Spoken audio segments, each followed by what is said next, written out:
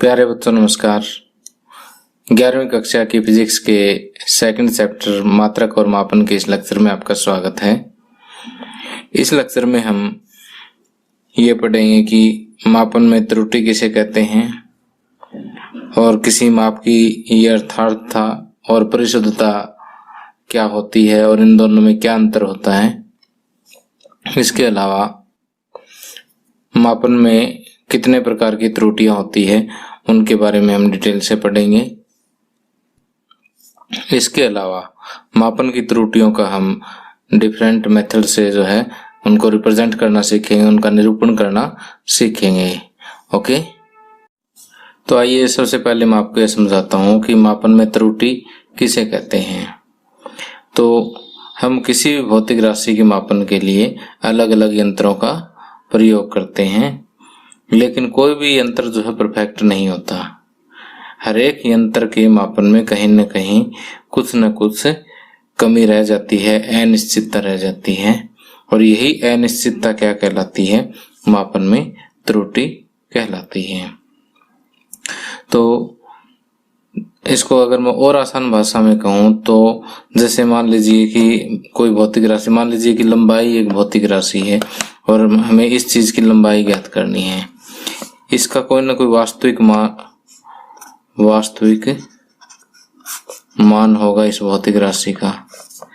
और दूसरा, हम कोई भी इंस्ट्रूमेंट जैसे चाहे मीटर स्केल ले लें, स्क्रू गेज ले लें या फिर वर्नियर कैलिपर वगैरह का प्रयोग कर लें, तो किसी भी मतलब इसके साइज के आधार पर कि किसी भी यंत्र का हम यूज करके इसका माप अगर लें तो एक मापित मान जो है कि एक तो इसका वास्तविक मान हो गया और एक मापित मान हो गया, तो इन दोनों में थोड़ा बहुत अंतर जरूर रहता है और इन दोनों का जो अंतर है वही क्या कहलाता है? मापन में त्रुटि कहलाता है। ओके, तो difference between actual value and measured value is known as error. Okay, तो यहाँ देखिए कि एक भौतिक राशि के मापन के लिए प्रयुक्त किसी भी मापन यंत्र के मापन परिणामों में कुछ अनिश्चितता रहती है, यही अनिश्चितता क्या कहलाती है? त्रुटि कहलाती है। तो किसी भौतिक राशि के वास्तविक मान और मापे गए मान का अंतर जो है वो क्या होता है? त्रुटि होता है। ओके, अब मैं आपको बताता हूँ कि मापन में यथार्थता किसको कहते हैं और परिशुद्धता किसको कहते हैं। अब देखिए कि किसी मापन की यथार्थता क्या होती है कि वास्तविक मान और मापित मान, यानी मापित मान वास्तविक मान के जितने नजदीक होगा यथार्थता उतनी ही अधिक होगी। फॉर एग्जाम्पल, मान लीजिए कि यहाँ पर ये कोई ए बी लेंथ है या एक रोड है ए बी, जिसकी लेंथ का वास्तविक मान लेते हैं 3.56 मीटर है। ओके, कितना है? 3.56। और हमने इसको जैसे अलग अलग यंत्रों से मापा, एक यंत्र से इसका मान आ गया 3.6 और एक से आ गया 3.75 मीटर। ओके, तो इनमें से देखिए नजदीक कौन सा हो गया? 3.6 जो 3.56 के नजदीक है, तो इसका मतलब ये वाला माप जो ज्यादा यथार्थ है। ओके, कि मापित मान वास्तविक मान के जितना क्लोज होगा माप उतना ही क्या होगा? यथार्थ होगा। ओके, किसी माप की यथार्थता वह मान है जो हमें यह बताता है कि किसी राशि का मापित मान उसके वास्तविक मान के कितना निकट है। जितना निकट होगा यथार्थता या एक्यूरेसी उतनी ही अधिक होगी। अब परिशुद्धता की बात करते हैं। परिशुद्धता ये बताती है कि हम किसी भौतिक राशि को किस रेजोल्यूशन तक, किस विभेदन क्षमता तक माप सकते हैं। फॉर एग्जाम्पल, थोड़ा सा आसान करके समझाता हूँ आपको कि जैसे हमें लंबाई मापनी है, तो लंबाई मापने के लिए आप एक तो ये वाला स्केल यूज करते हो और एक ये वाला स्केल यूज करते हो। तो देखिए कि जैसे मान लीजिए एक लेंथ में यहाँ से ड्रा कर लेता हूँ, मैंने इतनी ये लेंथ ये मापनी है। ओके, वैसे तो मैं लेंथ के एग्जाम्पल से समझा रहा हूँ, लेकिन माप आप किसी भी भौतिक राशि का ले सकते हैं। तो एक बार लेंथ के माध्यम से समझा रहा हूँ कि जैसे मान लीजिए मेरे पास ये एक लंबाई है जिसको मैं स्केल 1 से भी माप रहा हूँ, स्केल 2 से भी इसको माप रहा हूँ। यहाँ से मैं इसको मापूंगा 3.123 के लगभग 3.4 सेंटीमीटर। ओके, जबकि इसी को इससे मापूंगा तो ये 3 सेंटीमीटर ही माप पाऊंगा, क्योंकि आगे तो इसमें निशान ही नहीं है।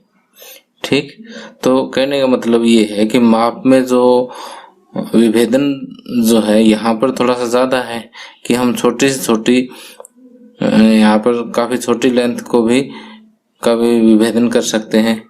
ठीक, अब कोई यंत्र हम ऐसा भी ले सकते हैं कि इससे भी ज्यादा उसमें विभेदन हो, कि इसके भी अगर आगे 10 हिस्से और कर दें तो ये माप जो है 3.4 और लगभग मान लिया कि 6 भी हो सकता है।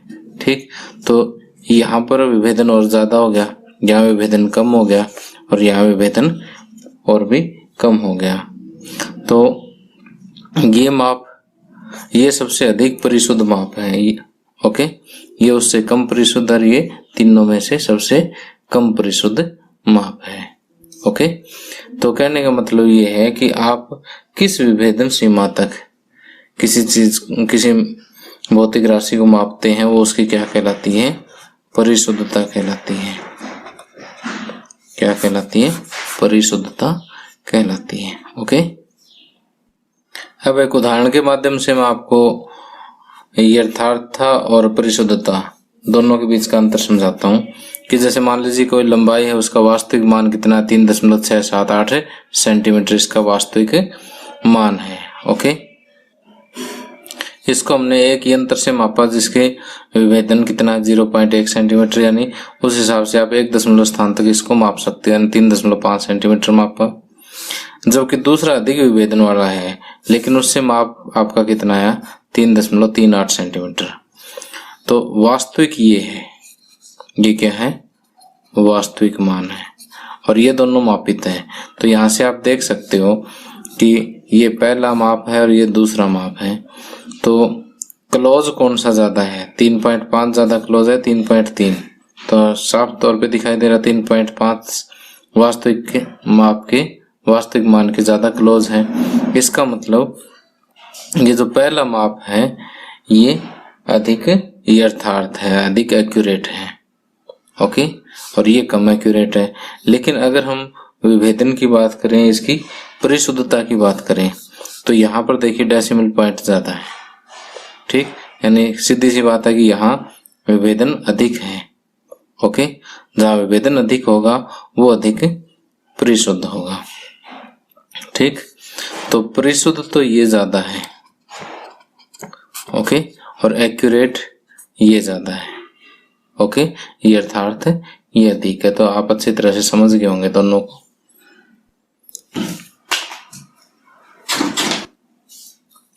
अब आइए देखते हैं कि मापन में त्रुटियां कितने प्रकार की होती है।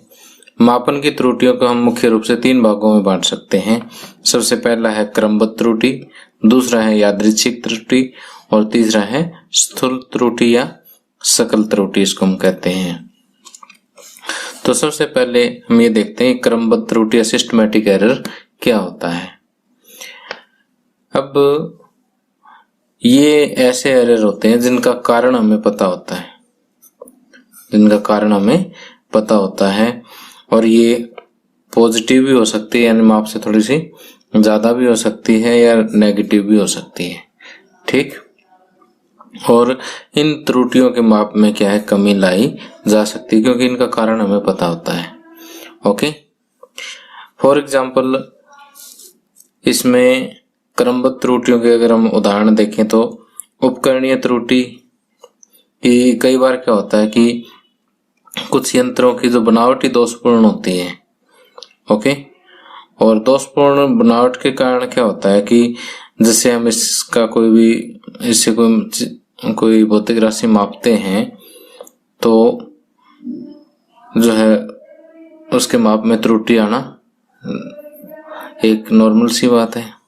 ओके, तो उपकरणीय त्रुटि को कम करने के लिए हम क्या करेंगे कि एक अच्छी गुणवत्ता वाला उपकरण यूज करेंगे, तो उपकरणीय त्रुटि नहीं आएगी।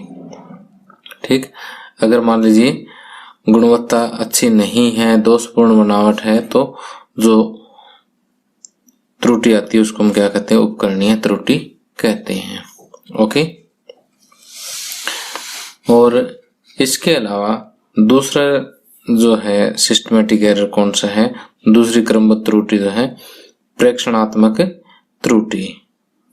प्रेक्षणात्मक त्रुटि क्या होता है कि अब जैसे हम कोई भी माप ले रहे हैं, किसी चीज को माप रहे हैं मान लिया, तो उस माप को ऑब्जर्व करने का, देखने का एक तरीका होता है।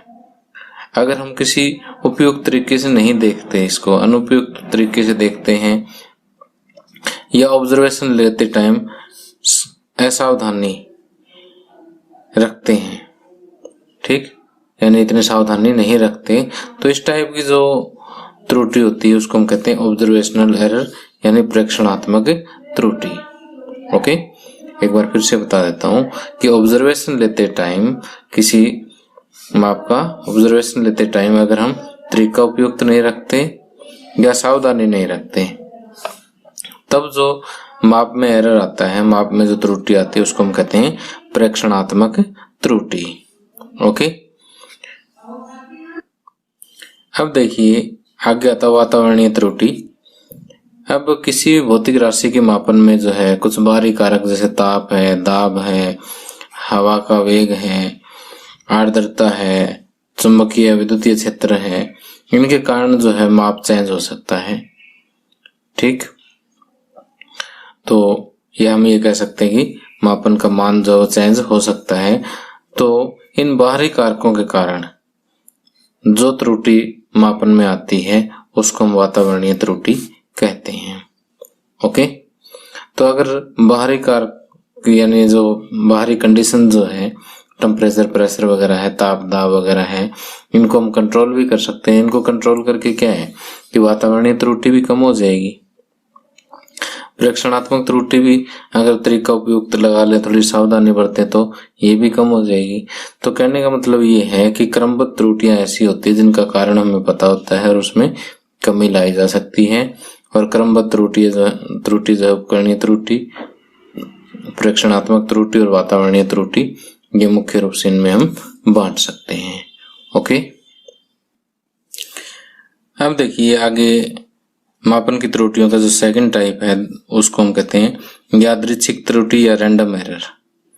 ये वो त्रुटियां होती है जिसका कारण हमें पता नहीं होता और कारण ज्ञात न होने की वजह से हम इन त्रुटियों को पूरी तरह से समाप्त नहीं कर सकते। ओके, तो फिर यादृच्छिक त्रुटि या रैंडम एरर को दूर करने के लिए फिर हम करते क्या है, कम करने के लिए हम क्या करते हैं कि हम एक ही प्रयोग को बार बार दोहराते हैं, यानी एक भौतिक राशि का बार बार मापन लिया जाता है और सभी मापन को हम जोड़ करके उसका, समझ लीजिए कि उसका माध्य ले लेते हैं हम। ओके, तो जैसे मान लीजिए पहली बार हमने किसी राशि को मापा, मापन A1 आया, दूसरी बार A2 आया, इसी तरह से n बार मापा तो लास्ट में AN आया। सभी को ऐड करके n से डिवाइड कर दिया तो क्या निकल गया, माध्य निकल गया। अब जो इस तरह से जो माध्य निकलेगा वो जो है लगभग मापित मान के काफी नजदीक होगा। ओके, तो यादृच्छिक त्रुटि को कम करने का हमारे पास ये एक ही इलाज है। तो यहाँ पर मैंने लिखा भी है कि यदि कोई व्यक्ति एक प्रेक्षण दोहराता है तो वह भिन्न भिन्न पाठ्यांक प्राप्त करता है और इस प्रकार की त्रुटि को कम करने के लिए एक प्रेक्षण को बार बार दोहराया जाता है और संबंधित पाठ्यांक नोट किए जाते हैं। सभी पाठ्यांकों का माध्य मान जो है वो वास्तविक मान के काफी नजदीक माना जाता है। तो इस तरह से अगर हम मान लीजिए कि इसको प्रेक्षणों की संख्या 10 गुनी बढ़ा देंगे तो त्रुटि जो है वो 10वें हिस्से की रह जाएगी सिर्फ। तो इसी तरह से n गुना बढ़ा देंगे तो 1/n गुना जो है वो त्रुटियां रह जाएगी। ओके, तो जितना ज्यादा बार इसको आप रिपीट करोगे त्रुटि जो है उतनी ही कम होती जाएगी। ओके, और तीसरी टाइप की जो त्रुटि है उसको हम कहते हैं स्थूल त्रुटि या सकल त्रुटि, जिसको हम ग्रॉस एरर कहते हैं। अब ये कहता है कि जैसे मापन यंत्र को पढ़ने या गणना करके लिखते टाइम व्यक्ति की जो असावधानी होती है उसके कारण कई बार त्रुटि उत्पन्न होती है। जैसे मान लीजिए कहीं हमने किसी व्यक्ति का वेट मापा 56 किलोग्राम आया, जैसे उसको हमने देखा भी 56, ठीक, लेकिन उसको हमने नोट करते टाइम उसको 65 केजी लिख दिया, ठीक, बंदे की केयरलेसनेस हो गई। ओके, तो इस तरह की जो त्रुटियां होती है उसको हम क्या कहते हैं, स्थूल त्रुटि या सकल त्रुटि, या जिसको हम ग्रॉस एरर भी कह सकते हैं। अब कई बच्चे कंफ्यूज हो जाते हैं, सर कि आपने ऐसा ही असावधानी तो उसमें हमने क्रमबद्ध त्रुटि में बता दिया, ऐसे ही आपने यहाँ बता दिया, दोनों में अंतर क्या है? तो दोनों में अंतर ये है कि जहाँ क्रमबद्ध त्रुटि होती है ना, वहां जो ऑब्जर्वर होता है, प्रेक्षक जो होता है, उसका इनएक्सपीरियंस होता है कि उसमें एक्सपीरियंस की कमी की वजह से वो उसमें त्रुटि आती है। लेकिन यहाँ पर केयरलेसनेस की वजह से आती है, ठीक, कि बंदा केयरलेस हो जाता है, ठीक। तो जैसे माप कितना था 56 किलोग्राम, नोट कितना कर दिया इसने 65 किलोग्राम, तो ये क्या है, केयरलेसनेस, ये उसकी जो है लापरवाही है। तो लापरवाही के कारण जो आ गया, और क्या कर सकता है लापरवाही के कारण, कि उपकरण को समायोजित ढंग से नहीं करता। मान लीजिए कि मापन यहाँ से शुरू करना है उसने, और स्केल यहाँ से लगा के बैठ गया, देखा ही नहीं, ठीक, तो इस तरह से पूरी अच्छी तरह से समायोजित नहीं करता, और फिर उसका पाठ्यांक ले लेता है। और पाठ्यांक लिखने में गलती मैंने आपको बता ही दिया, गणना करने में गलती, कि कई बार गुणा भाग करते टाइम गलती कर दे। तो इस टाइप के जो एरर है उसको हम क्या कहते हैं, स्थूल त्रुटि या सकल त्रुटि। ये केवल तभी दूर हो सकते हैं जब ऑब्जर्वर क्या हो, सिंसियर हो और मेंटली अलर्ट हो। ओके, उस केस में हम स्थूल त्रुटि या ग्रॉस एरर को दूर कर सकते हैं। ओके, तो प्यारे बच्चों, मैं आपको ये बताता हूँ कि त्रुटियों का निरूपण किस तरह से किया जाता है, या त्रुटियों को रिप्रेजेंट कैसे किया जा सकता है, कि अलग अलग न्यूमेरिकल्स में हमें त्रुटियों को दर्शाने की जरूरत पड़ती है, रिप्रेजेंट करने की जरूरत पड़ती है। तो रिप्रेजेंट करने के लिए हमारे पास 3 तरीके हैं। इसमें सबसे पहला है निरपेक्ष त्रुटि। निरपेक्ष त्रुटि को समझने के लिए, कि जैसे मान लीजिए हमारे पास कोई एक भौतिक राशि है, उसको हमने n बार मापा। पहली बार जब मापा तो इसका माप मान लीजिए A1 आया, दूसरी बार मापा तो इसका माप A2 आया, तीसरी बार मापा तो इसका माप A3 आया, इसी तरह से nवीं बार मापा तो इसका माप AN आया। तो एक बार तो अगर हम इसका माध्य अगर हम लें, माध्य क्या आएगा, A1 plus A2 plus A3 plus AN/N, और जो माध्य माप है उसको हम वास्तविक माप मान करके चलते हैं, ठीक। तो अब देखिए कि निरपेक्ष त्रुटि क्या होती है, वो ध्यान से देखें कि जो वास्तविक माप है और जो मापा गया माप है, इन दोनों के अंतर का परिणाम, क्या बोला मैंने, इन दोनों के अंतर का परिणाम उसकी निरपेक्ष त्रुटि है, उस माप की निरपेक्ष त्रुटि है। जैसे माप A1 की निरपेक्ष त्रुटि हम किस तरह से ज्ञात कर सकते हैं, कि A1 में से वास्तविक या माध्य मान घटा दीजिए। माध्य माप हमने घटाया और उसका क्या ले लिया, सिर्फ परिणाम ले लिया, तो ये क्या आया, A1 के अंदर माप A1 की निरपेक्ष त्रुटि आ गई। तो ये जो खड़ी लाइन है ये यही शो करती है कि ये बेशक पॉजिटिव आए डिफरेंस, चाहे नेगेटिव है, इनका अंतर जो धनात्मक है चाहे ऋणात्मक है, आपने लेना धनात्मक ही है। इसको बोलते हैं मॉडुलस। ओके, निरपेक्ष मान। इसी तरह से दूसरा माप जो है उसकी निरपेक्ष त्रुटि डेल्टा A2 से डिनोट करेंगे। डेल्टा A2 किसके बराबर होगा? A2 माइनस A माध्य। ओके, इसी तरह से डेल्टा A3 जो है वो होगा A3 माइनस A माध्य। ओके, इसी तरह से nवें माप की निरपेक्ष त्रुटि डेल्टा AN माइनस A माध्य और इसका मैग्नीट्यूड। Okay, clear? तो जो मैंने आपको समझाया वही यहाँ नोट्स में लिखा है कि किसी भौतिक राशि के वास्तविक माप और मापे गए माप के अंतर के परिणाम को मापन की निरपेक्ष त्रुटि कहते हैं। उसके बाद जो सारा मैंने आपको समझाया यहाँ पर नोट्स में लिख दिया है। ओके, अब दूसरे नंबर पे आता है माध्य निरपेक्ष त्रुटि। अब देखिए हमने जो